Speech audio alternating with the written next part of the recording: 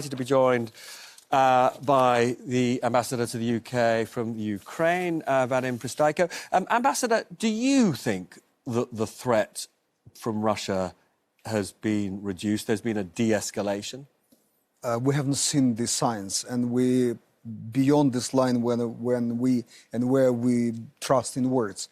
We want to see the actions, and we want to see the troops really being withdrawn from our border. And when you hear Deputy Ambassador Polyansky just now saying they've got absolutely no plans to cross the border unless there's provoked by an us, attack right? By you, what do you make of that? I heard something like that in Crimea, that this little green man without insignia actually were not Russians, but somebody else. And then the Minister of Defense told that tanks can be bought in the local supermarket, and so on and so forth. And in a year, they recognized that actually came to save their people from the Ukrainian Nazis, and so on and so forth. So this the same analogy has been used here. We don't trust this, and we're not going to invade the nuclear state.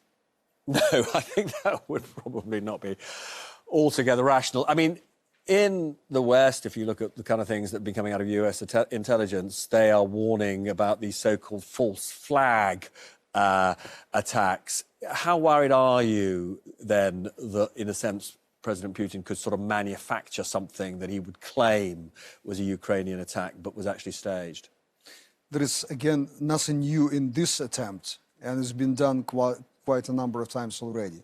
And what my Russian colleague from New York is saying, that our own borders, 200 kilometers inside, unfortunately, at the touch line with the separatists backed by Russians, are posing some sort of threat. And anything can be tomorrow attributed to us, and then with all might, Russia will help the people who were there distributing the passports, Russian passports, all these 7 years of the war, as a pretext.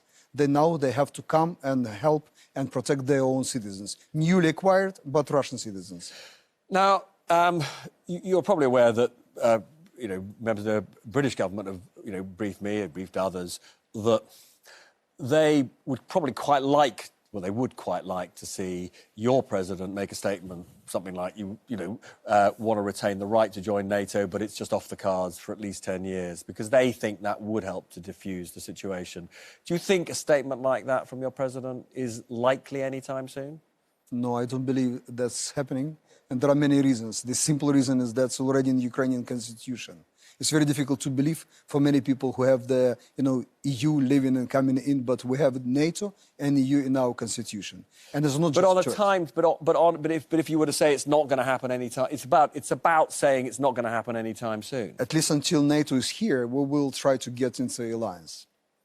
But you're not prepared to make any kind of a statement saying, there's no possibility for years, as it were. As the concessions we were discussing, they live in a totally different domain. It's Minsk and everything which has been discussed. Sure. Our security is provided by one mechanism which we found nothing better than NATO in our part of the globe. And we have to get to the issue of security each and every time. We can't have this conversation. We can't have this Russian troops at our borders. We have to resolve it once and for all. This is the NATO. Nothing is better in this part of the globe. And so actually, sorry, correct me if I'm wrong, but I think you're saying that you would rather NATO membership was accelerated than deferred. Is that what you're saying? My point, I used to be Ukrainian ambassador to NATO, so I quite understand this organization. I quite understand how difficult to make a decision. What we now do, we are asking, but we're waiting for the members of family to decide and actually invite us. We can't get into the door, even if it is open. But the problem is, it does seem that unless you're prepared to make some kind of definitive statement, perhaps on timetable, we're going to be living with this threat for months. Who knows how long? 7 years ago, they came without this request. They just came to grab Crimea with 2 million people living there.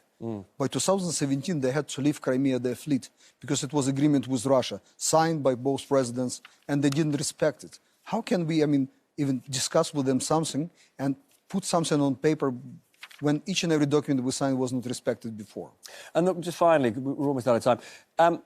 In terms of harming Russia if they were to invade, how important, in your view, would be simply never opening the Nord Stream 2 gas pipeline from Russia to Germany? we believe that this project has nothing to do with economy. It's purely political, because the system which was used before is our pipeline. It has enough capacity to supply all the Europe. It's never been exhausted. The capacity is still there. We can do it. We can store it. We have storage facilities. Whatever the winter is in Europe, we can supply and help it. This project is needed only for reasons of Germany, Russia reaching some agreement which we do not like. So broadly, you would like it off the table completely? We would like it off the table completely. Ambassador, very good to see you. There's a lot to pick up.